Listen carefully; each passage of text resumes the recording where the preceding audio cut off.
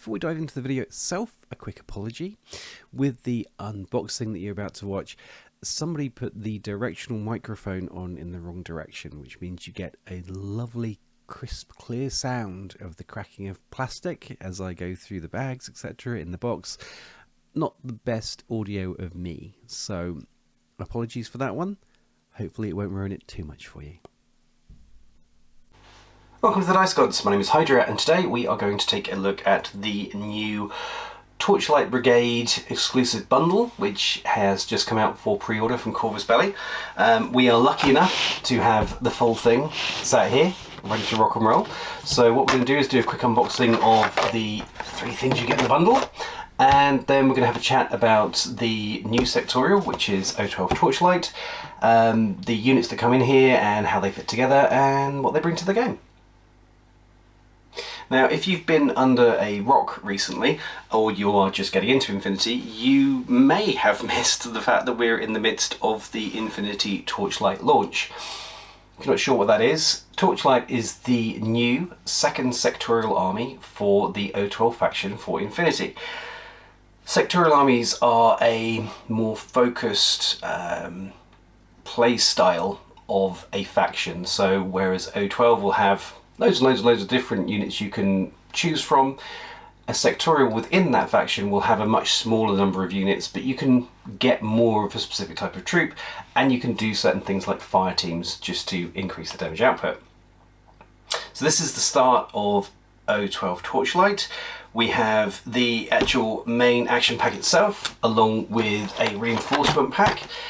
This reinforcements 012 Pack Alpha also works for the rest of 012 as well. This is their reinforcement troops, so we'll talk more about that in a minute. So let's start with the main action pack itself, which has 9 miniatures in it. On the top of the action pack and all the new style packaging, you'll find these QR codes. If you scan that, it will take you to a web page which tells you which units are which inside of this box, which is really heckin' helpful. In here we have a Strider with submachine gun, which is this guy from memory. Then we have a Nimrod with AP Marksman. We have 3 Silver Star Rovers, which are there. This bad boy is a Silver Star Prime. Those are the 3 Hellblazers. That guy there is the Yellow Jacket with submachine gun. Now, let's talk about something that's been discussed widely in the community over recent days, and the conversation about how similar or not similar these guys may or may not look to Space Marines. I don't think it helps that they're blue, so they look like Ultra Smurfs. I get that, but I think the aesthetic is noticeably different, and ultimately at the end of the day, if you're going to stick humans in hoofing great power armor, there's only a certain number of ways to do it. So I don't really feel the GW vibe. I get where it comes from. I myself have made jokes about it, but I also think this shows a change in the direction of what's going on within Infinity. I think historically we've been really heavily focused on clandestine operations and the kind of Black Ops type of thing. Reading the fluff and the background to the Torchlight program, this is more of a response to more overt combat, so we're almost moving into a combat stage. And if you haven't read the fluff at the start of Endsong, the most recent book, I recommend you take the time to have a read through that. I think we're going to head to a much more out and out violence state of Infinity and less subtlety, so these kind of fit with that aesthetic, yeah, I think they look cool. Lots of big swords, lots of big guns, lots of big dudes and lots of big armour. Lots is always good. With that said, let's crack this open and see what we've got inside.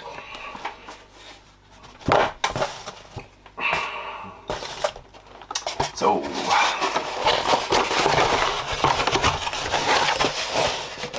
if you have bought a lot of Infinity stuff, you'll be familiar with this layout. Plastic insert, and away we go. Now, the big guy in here is the new plastic seal cast, the hard thermoplastic that they use. it looks very nice. The details are nice and crisp. I don't know how well we can see that actually. Let's get a little bit more light on the subject here. You can see the details on the sword.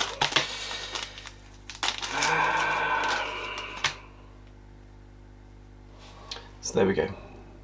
It's the sword. It's very nicely, crisply detailed. As you can see, we've got some flash to come off. And it is relatively sturdy, but it's still not as solid as metal. So if you're a huge metal fan, then yeah, thermoplastic is what's going to be happening with the bigger miniatures inside of Infinity going forward. And I think they're doing a cracking job. I do think they're doing a great job. They're nice crisp details on there. Looking through the pieces, I can't see any obvious miscasts or issues, so that's really nice. If you saw my review 18 months ago of the Marich when that came out, I had an issue with the chest piece on that, which was a bit frustrating. But the more recent COCAR stuff that I've had has not been so much of a problem. So that is the Silver Star Prime with HMG. Okay, moving on. Who else have we got here? This is the first of the Hellblazers. Back to metal. Everything else in this is metal. Now, one thing I will say about these is these boys are large. These are kind of the upper end of heavy infantry, slightly smaller than a Azrael. Bigger than some of the Knights actually for military orders. These guys are chunky. They've definitely not skipped any leg or arm days at all. Even looking at the Silver Star Rovers, which if memory serves, these are 2 wounds as well. They're big boys. They are chunky. As an Invincible Army player, I feel a little jealous. Not inadequate, but a little jealous. Multi-rifle, very nice. Yeah, multi-part. We've got some nice solid lugs on these as well to fit stuff together. It's one thing that I really appreciate that CB do is good contact points to get these heavier metal miniatures to stick together and hold together. So many big swords in this flagship. But then these guys, the Hellblazers, if I remember correctly, these guys have like CC22, Fizz 13 I think, with martial arts level 2, so they're going to be effectively CCing on 25 with a -3 to the enemy and +1 damage with an explosive close combat weapon. So the fact their choppy stick is very big, that makes sense, because that is for boinking off people's heads, and those people staying boinked. That's kind of what it's for. They are pretty though. They are pretty. Is anyone small in here? Everybody's chunky. We have a Strider here. Is a little bit smaller. A little bit more sensible human size. A bit more what we're familiar with. And there is a Nimrod, I think. They're so pretty. They are so pretty. The usual bases that you'd expect. Now, that's interesting, because it looks like we have thermoplastic backpacks for a lot of the guys in here. So they're not all metal. I'm guessing that those are for... yeah, I think that's for the Silver Star Rovers. So there's no backpack in there. So I think these are parts for the Silver Star Rovers. There's 3 of those in here, and possibly also for the Strider as well. Although I think he had a metal one. So yeah, there seems to be certain other pieces are coming out in thermoplastic as well, which is fine. No problem. All the bases you can ever possibly want. I mean, I get it from a silhouette perspective that the Silver Star Prime is on a 40mm base, but he is a big boy. He is a big boy. I'd want him on a bigger base, even though with the implications of that, because then you can just do more with it. He feels like he needs something epic. I mean, part of that is the old throwback to metal tags and them falling over every 5 minutes because they had smaller bases, but no, yeah. Nice from a gameplay perspective, but I think, yeah, it would be cool to have him on a bigger base. That's just me. So yeah, that is our action pack. From memory, I think if you build these to the minimum loadouts, they're about 266 points of miniatures in here, and I think about 2.5 SWC. No, 3 SWC in fact. So there's still plenty of room for more heavy stuff, which is great because then we can look at the O12 reinforcement pack. So onto the nice reinforcement pack, which has 6 miniatures in it. Again, we've got the QR code on the top, which will take you to the nice pretty image explaining which is which. In here, this is the new style packaging as well, which I kind of rate. Yeah, it's nice. It's good. It's a little bit smaller, which is nice. The old ones were a bit chunky. So this is the Gladius team, which is both the reinforcements for O12, but I also think they fit in nicely with the Torchlight troops. So there we go, bases. Now who have we got in here? As I say, 6 miniatures.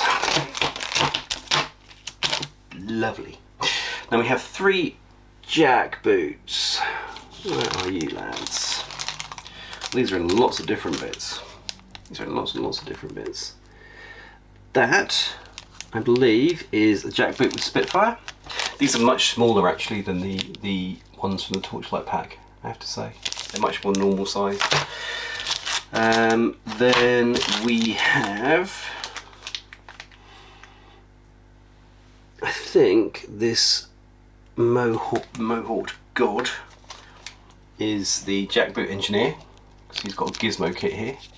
So I'm as soon as you stick a mohawk on someone, I'm sold. I'm sorry, it's just I'm a creature of simple taste. That's it.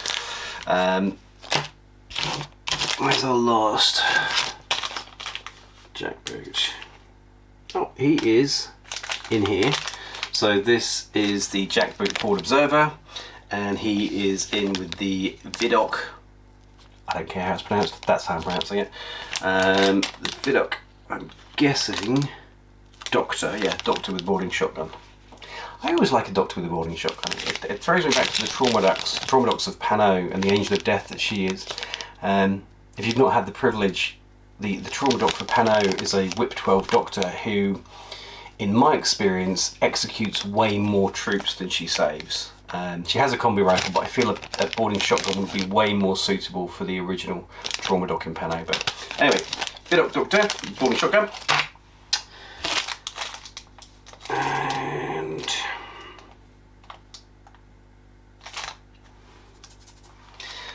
a Ment with light shotgun, even I can pronounce that, but Ment with light shotgun. And then the last Vidok with multi-marksman rifle. And a fridge door that she's surfing on. Because when a tactical rock won't do it, a tactical refrigerator door is what you need. It's just escalation. Seriously. You come back to Infinity in 5 years' time, we're going to be doing tactical cars. There'll be a little 25mm base and then a huge car stuck on top of it because, you know, cinematic. That said, I think it looks cool. And they're gorgeous detailed miniatures again. They are very, very nice minis. A lot of flash, but I think manageable to clean up. A lot of them are on like the feet, which I appreciate. You're cleaning them up and their mould lines and flash over like heads and faces and stuff. It just gives me nightmares, but these seem to be relatively reasonable. Last but not least, we have the Bounty Hunter, who seems to have a Spitfire, which is nice. Bit of teeth. Yeah, it's pretty. There you go. A nice Pano Spitfire there, and pistol, because, you know, light machine gun isn't enough. Sometimes you've got to shoot them with a pistol as well. So, Bounty Hunters always appreciated. I don't tend to run them myself because they're regular and I am order hungry, but it's a really cute miniature, and actually, for once, with a nice weapon on it, makes them usable. So, there you go. That's what you get. Let's talk about how that looks in game. So with the pretty stuff done, let's look at the maths. And we're going to start with the Silver Star Rovers, who forever, for me, will sound like a football team. Sorry, CB, I see that name, it's what I'm thinking. Sunday afternoon football, overweight accountants running around the field. It's in my head, you can have that for free, don't thank me, it's fine. So, line troops who are heavy infantry. Okay, so we're in Invincible Army, we're in military orders territory here. The 6-2 move is nice, CC16 is fine, BS13 is nice, Fizz 12, Whip 13, Arm 3, not bad at all, BTS 6 is very nice built in, the 2 wounds, the S2, AVA 3 is interesting, only AVA 3. Courage, dodge plus 1 inch, immunity shock, and specialist operative baked in from the start is cool. That's some very nice features, especially when you look at their profiles and they start at what, 28, 27 points, in fact, and stretch all the way up to 37. A lot of these also have tactical awareness built in for the HMG, for a combi rifle. We've got tin bots built in there as well, and a missile launcher. They feel pretty cheap, especially for these guys that can be fire teamed up. The light riot stopper is standard for O12. Wouldn't want to hurt anyone. Wouldn't want to put an eye out or anything like that. But they have a good range of specialists in there with the forward observer and the paramedic. It's nice. When you look at what you actually get in the box, you get one of the multi-rifles, one of the combi rifles, and the HMG. I really like the attack awareness HMG in that fire team. That's kind of cool. The range of different things you can do with the combi rifle as well, for the forward observer, the paramedic, and the option to chuck in that Timbot with firewall -3 and attack awareness is pretty filthy. The only thing that's weird, and it's something that we'll come back to in a bit, is this is one of 2 profiles in the actual main action pack that has the lieutenant option, and here you've got it with the multi-rifle Whip 13. Now, these guys are almost certainly going to be fire teamed up, with that attack awareness HMG being in the box and the combi rifle with specialist. If you're doing anything like a specialist type mission, or you want to put a base of fire down, these guys are potentially going to be in the mix, which is not really where you want your lieutenant. It's kind of not where your lieutenant should be, but even with the arm 3, even with the 2 wounds, you don't want him in the mix that much. And he's going to kind of have to be. He's going to have to be in harm's way, which is not so helpful. But overall, these are a nice, flexible, line troop, heavy infantry, linkable bundle of destruction. Yeah, they're nice. I like them. Next up, we have the other lieutenant option, which is the biggest of big boys and the baddest of big boys, the Silver Star Prime, which sounds like a transformer. Anyway, again, heavy infantry, 16 movement, CC 18, so he can boop a little bit better than everyone else. BS 14, which is good. Fizz 13, Whip 13, 5 arm, so if you have any sense, he's normally arm 8 because you're going to keep him in cover. BTS 9, so we're at micro tag territory here, with 2 wounds, silhouette 5, AVA 2. I think about how he stacks off against things like the Moang that are in a similar sort of territory. He does well. He's got some good tricks even over them, especially with the immunity to shock, the BS attack -3. See, that's nice because he's BS attack -3. It means that when you're shooting him, you get a -3 to your shot, but it's not mimetism. So multispectral visor doesn't combat that. That is just a native. I'm too scary. You can't shoot me. I don't know how I feel about that. There's a couple of units that have had this now, that have had this baked in negative to do something against them that can't then be combated by equipment. It feels a bit odd. I'm not going to use the word power creep, but sometimes it feels a bit power creepy. Like, oh, you've got all these tricks to counter all this stuff. Well, unfortunately, I have this native skill, which means that, unfortunately, your thing doesn't work anymore. So there's that. Anyway, the CC attack +1 damage is nice, so when he boops you, he's going to be booping you at damage 14, which is fine. Courage is nice, built-in tactical awareness is nice, and the MSV1, because why not?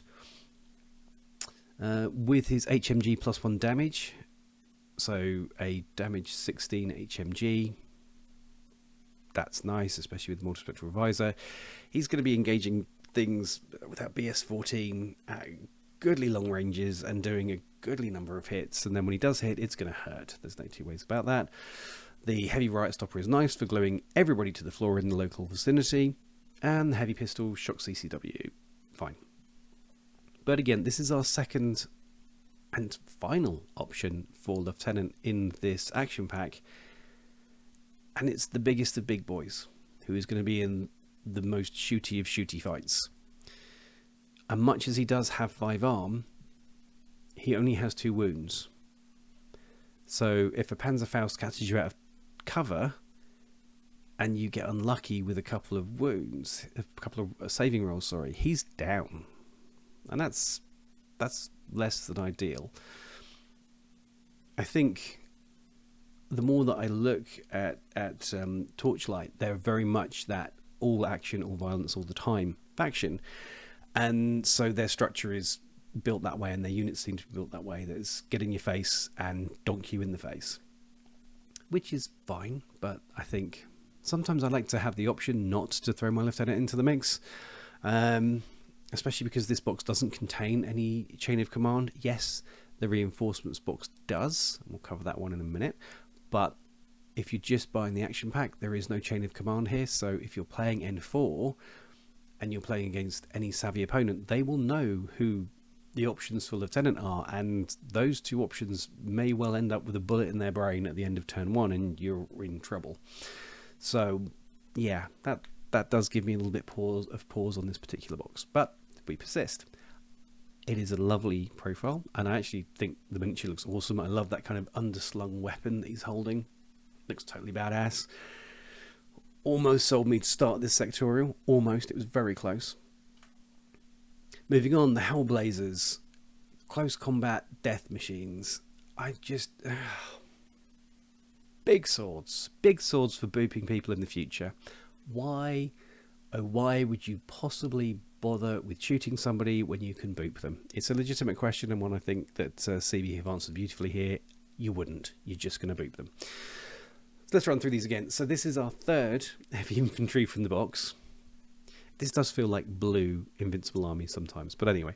So 3rd heavy infantry, 60 movement, CC 22. So they are definitely CQB specialists. I'll give them that one.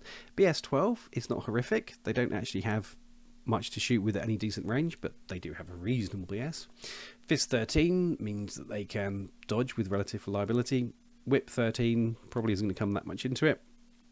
Arm 3 and BTS 6 with 2 wounds. Oof. The oof is apparent when you look at the costs for these particular units at the bottom right. AVA 3, which is nice. Courage, dodge plus 2 inches, immunity shock, stealth, and martial arts level 2. So that martial arts level 2 gives them plus 3 to their CC, minus 3 to the opponent, and plus 1 to their damage. With a fizz of 13, that means that their CC is going to be 25, so you're going to be critting on, 15s. The minimum you're ever going to roll is 6. And then when you do land that boop, you're going to be doing damage 14. And then when we look at the melee weapons, they are explosive. So if you do get booped by one of these boys, and you're going to stay booped, that's going to be 3 damage 14 saves. And if they've done a coordinated order, it's potentially going to be 6. In fact, if they run the full 3, it's going to be 9. It's just not friendly. Profile wise, the light shotgun and Flammen Spear. I'm a big fan of things like the Flammen Spear and Blitzen. Disposable weapons, only a finite number of shots, but they are the hit that your opponent doesn't expect. I had a game recently, and if my opponent is listening to this, I'm sorry to give you the PTSD, but so he had the new Shakush tag, and he ran that at me, and it came around the corner, and then my Moang fired a Flammen Spear at him and burnt 2 of his wounds off in my opponent's active phase. It was both glorious and horrific in equal measure, and actually took out a repeater bot in the process as well, because I put the template there. It was just fun. So those Flammen Spear and Blitzen, I think, are good fun. They are useful. The light shotguns, submachine gun, boarding shotgun variants of this guy. It's about getting him up close and personal. You're trying to get into that CC 25, damage 14, explosive boop. That's what you're aiming for, let's be honest. And with 18, 19 or 22 points, you'd be daft not to. I mean, an 18 point, 2 wound, 3 arm, stealth, dodge plus 2-inch 6'2" moving death machine with a big sword. Yeah, I mean, yeah, it's great. Love them. Irrespective of what you actually think of the miniatures and what you think of the style, that profile, that's going to do some work, and it's going to be the punch that your opponent doesn't want to take, because if they engage it with those 3 armor and those 2 wounds, it's going to do some. It's going to take some time to drop them, and if it gets in your face, then you know that's pretty much going to be curtains for all involved. Anyway, Hellblazers, yes. Then we have the Striders, and we get into our camouflage for deployment specialist territory. So these again are heavy infantry, because of course they are. Moving for 4, CC 16, BS 12, Fizz 11, Whip 13, Arm 3, BTS 6. All of these guys have BTS. I know with heavy infantry they should definitely do that, but Invincible Army don't have it quite so much. That doesn't quite feel so great. 1 wound and Silhouette 2 is great with 88-2. Let's look at these skills. Surprise attack -3, so with a camouflage unit that's pretty standard. The forward deployment plus 8 inches is good. Immunity to shock, mimetism -3, so camouflage, mimetism, that's good. No wound incapacitation, so these bad boys are heavy infantry with 2 wounds. Stealth and built-in NCO, of course. Terrain total, so when you're starting to use those environmental rules, they can bounce around all over the place, which is cool. Profile wise, yeah, these remind me of the hideout for Invincible Army, if any of you are familiar. The Red Fury, 1.5 SWC and 34 points. I don't feel like that's one that's really going to see much time on the table, but a light shotgun with +1 burst, forward observer, with shock mines and decharges for 29 points. It's pretty good. That forward deployment with +8 inches, camouflage, mimetism, that's pretty good. As is the specialist operative with submachine gun, shock mines and decharges, and the 2 mine layer options of specialists, so either shock mines, mine layer, or the deployable repeater. For me, I think actually the forward observer would probably be my go-to, probably, just because as a forward observer he can do more classified objectives. You know, yes, the specialist operative is good if you're playing something like supplies and you just need to open a box, but if you actually start running through and hitting specific missions, then the FO can do classified objectives, whereas specialist operative is less so. But you know, mine layer, shock mines, if you want to get board control on something like supplies, that's pretty potent. Having those 2 camo markers, one of them is a dude with a submachine gun, the other one's shock mines, and you won't find out which until you walk into their faces, is not friendly. Especially on a 2 wound miniature. It's yeah, they're going to have some use. Nimrods. I'm old enough that is a naval anti-submarine warfare aircraft. That's how old I am. But hurrah! Medium infantry. Still moving 6'2" though, even though they're only medium infantry. The CC 16 again, BS 13, which is pretty good. Fizz 11, so finally we're not quite able to dodge quite so readily. Whip 13 is good, especially because these guys are undoubtedly camo hunters. Finally not Arm 3, so we've only got Arm 2. And BTS 6 still, because you can't hack us, which is exciting. Whip 1, Silhouette 2, standard, terrain total, immune to shock, fine. Stealth, awesome. Multi-spectral visor level 2, mim -3, mimetism -3, sorry, and super jump. So we have a camo hunter that is incredibly mobile with that super jump and the 6'2", with the multi-spectral visor level 2 and the whip 13 for doing the discovery.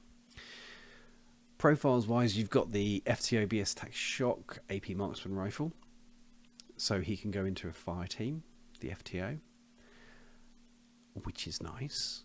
AP Marksman Rifle is always fun. AP Heavy Pistol, also good, 0.5 SWC and 31. it's not cheap, but actually there's a lot of utility in that particular profile. The second one, with the hidden deployment, forward deployment, surprise attack -3, submachine gun, flash pulse, shock binds for 29 points.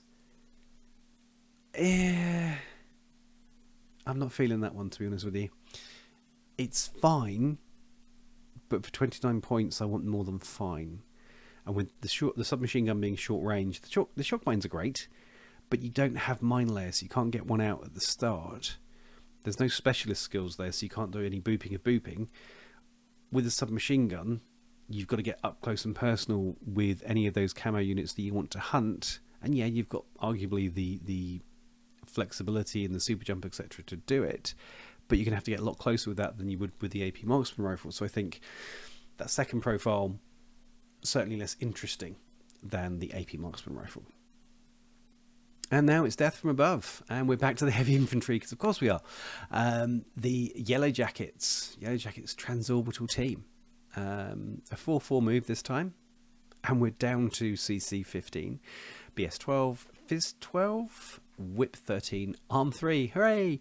BTS 6, 1 wound, and Silhouette 2, with Parachutist, Combat Jump, Immunity Shock, Mimetism, Dodge plus 2 inches, no wound incapacitation, and Stealth.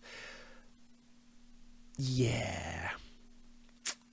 The one in the box comes with a submachine gun, so it's either that specialist operative or a hacker. So that means you're walking on a Whip 13 specialist with a submachine gun and mimetism, 2 wounds because of the no wound incapacitation, and stealth into your opponent's backfield with that Arm 3 for between 25 and 29 points. That's a lot. That's a lot of teeth. I mean, the Yellow Jacket has D charges natively as well for everything apart from the combi rifle version. When it comes to completing classified objectives, so if you're playing highly classified and stuff like that, the Yellow Jacket, I don't know why you wouldn't. Take it with a hacker. He's heavy infantry, so he can do the heavy infantry classifieds. He's a hacker, so he can do all of those. And you've got the D charges in there as well. He can really do some work. And for 29 points, he's surprisingly cheap for 3 arm and 2 wounds. He's surprisingly pokey. I am a fan. I approve. Right, now we know what they look like and what they can do. What kind of list can we make? Well, out of the box we have the Silver Star Prime with HMG, Silver Star Rovers, one with multi-rifle, a paramedic with combi and a Spitfire. For our next trick, there's the Hellblazer Twins, one with SMG and one with light shotgun, then a Strider SMG, Nimrod AP Marksman Rifle, and Yellow Jacket SMG. In total, with the recommended CB build, that gives you 267 points and 3 SWC with 9 orders. So far, so good. Crucially, the Silver Star Rovers and Hellblazers can form a fireteam core that is matched on keyword. So you will get all the fireteam bonuses into that death machine, giving you an extra burst and plus 3 BS when shooting. Not bad at all. You can bulk this out a little bit by updating some of the profiles to make them a little bit meatier, like making the Yellow Jacket a hacker, for example. And so we move to the Gladius teams, aka the Reinforcement 012 Pack Alpha. As we discussed, you have the 2 Viducts in here. Now, again, these are filthy in my opinion, especially for their points. Yes, they're light infantry, hooray! 4-4 movement, CC 16, BS 13, Fizz 10, Whip 13, which is not too bad. 1 arm, 3 BTS, because BTS 0 isn't a thing in this sectorial it seems, and 1 wound. With Mimetism -3, which is pretty potent, NCO, Stealth, and Terrain Total. Those are some good skills. Add into that the Boarding Shotgun Doctor for 23 points, and then a multi-sniper rifle with MSV1 for 1.5 SWC and 28 points with that BS 13. Those are pretty potent. I probably would only take the Doctor at this point because of the Nimrod and the work that he can do. You've got the MSV2 on that rather than the MSV1, and you've got the increased flexibility of the super jump, that initial 6-inch move rather than 4, and the extra armour, I think that would be a better investment for not a lot more points, to be honest. Next up, we have the Ments with built-in chain of command. Because, yes. So, again, if you're going to take those aggressive lieutenants of either of the Silver Star units, then I would say that a Ment is a must-have. Just to keep your backside out of the fire a little bit, to be honest with you. 4/4 moves, CC 17, BS 12, Fizz 10, Whip 13, BTS 3. These guys are all fine. These stats are all fine. They're not bad at all. The biometric visor is situational but useful. With the miniature that comes in the box, coming with a light shotgun, you can either go for the standard light shotgun at 15 points or the hacker variant for 20 points and 0.5 SWC. I think if you're running an aggressive lieutenant, just taking the light shotgun, that 15-point parachute, is a good call. And probably if you're running the risk of going into a lot of violence, which I think this sectorial is going to, then sticking that particular Ment at the back, carrying behind a box somewhere, has a lot of comfort factor to it. So that's possibly worth considering. But a Whip 13 hacker with chain of command and the light shotgun, 0.5 SWC, not awful. If you need another specialist and you've only got a few points spare, upgrading her to that is not a bad call at all. So yeah, I think that's going to be a handy unit. They remind me of the Aleph unit, the Shukra Consultants, who similarly have the chain of command and the shotgun and all that kind of stuff. They're a little bit more expensive than Ments, but then they have more toys. So they have the biometric visor, but they have counterintelligence, and they have Discover +3, and they have a boarding shotgun, not a light shotgun. So I see why they're more expensive. Are they 9 points more expensive? Only Bostria knows, but apparently so. But I think the Ments are a very good inclusion to a list if you've got an aggressive lieutenant. Then we've got the jackboots. Medium infantry. These guys are fairly straightforward. They are a specialist bomb. That's their purpose. Within the bounds of a reinforcement group, I can see definitely how they serve a purpose there. Within the bounds of the Torchlight Brigade, they're still pretty pokey. 4/4 movement, CC 15, BS 12 is not bad. Fizz 11, okay. Whip 13, not bad. 3 arm, 3 BTS, 1 wound. Immunity total is not to be underestimated by any stretch of the imagination. But the fact that we have an engineer, a forward observer, and a paramedic build in here, who all have +1 damage to their primary weapon, which is pretty nice. You actually have that forward observer and you have the engineer in the box, so there's 2 specialists straight away. For their points, 22 to 30 points, that's pretty good. And actually the jackboot NCO Spitfire for 30 points and 1 SWC, it's going to do some work. I am sort of getting the feeling though that there are a lot more NCO enabled units inside of Torchlight than there are in other sectorials. Even Invincible Army, although that's got quite a lot of NCOs, isn't quite as prevalent as this, I feel like, but I could be wrong. Just have to wait and see which lieutenants come out with multiple orders to feed the beasts.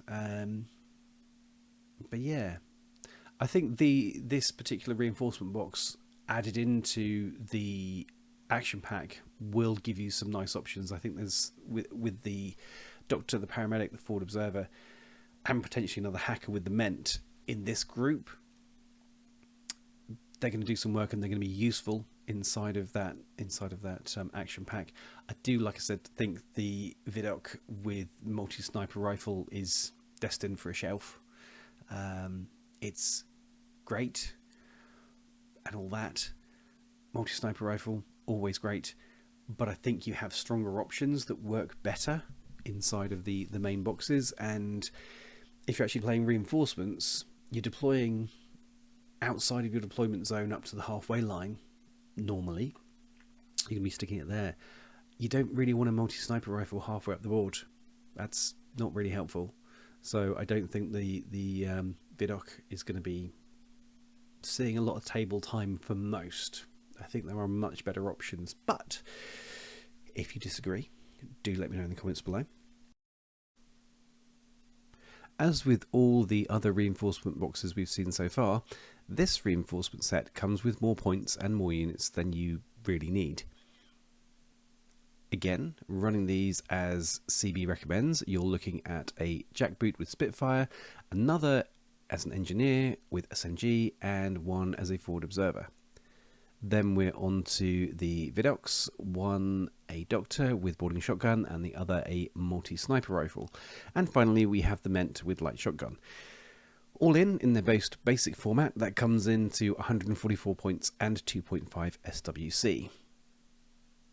That will crucially get you 4 specialists, including that chain of command on the Ment, plus NCO on the Spitfire, Doctor and multi-sniper. Overall, a potent bag of tricks, and one that will give your opponent some headaches and you some great options. So that's what they come with in the box, but what can you actually do with that to form a list with the 2 boxes together? Let's start off with some big boys. Again, the Silver Star Prime HMG Lieutenant stays as he is, as does the Silver Star Rovers Link with the Hellblazers. That Link is just too good to leave at home. Into that mix, we'll add the Ment light shotgun as a hacker. That will give you both a new specialist and a chain of command trooper in case things go wrong with your lieutenant. To get some camo hunting goodness, the Nimrod joins the list, then some firepower with the jackboot Spitfire, and finally the Yellow Jacket SMG as a hacker. That gets you a full combat group of 10 orders, 3 specialists, and some pretty good shooting. All in, that comes to 294 points and 4.5 SWC. So you do have some points to play with here and there, and options to upgrade if you so desire. This should be a good list to get some flavour of the sectorial and to learn how it plays. However, I don't think this is one for a tournament. But what would you do with the stuff that's in the action pack and the reinforcement pack? How would you put that together to make a competitive list? Let me know in the comments below. For now, that's everything. Thank you for watching. Please like, subscribe, consider sharing this, and if you're really enjoying what we're doing, sign up for Channel membership. There are some exclusives that will be coming out there, including extended videos, early videos, and a preview of what we've got coming up every month. For the time being, thanks again for watching, and we'll see you again soon.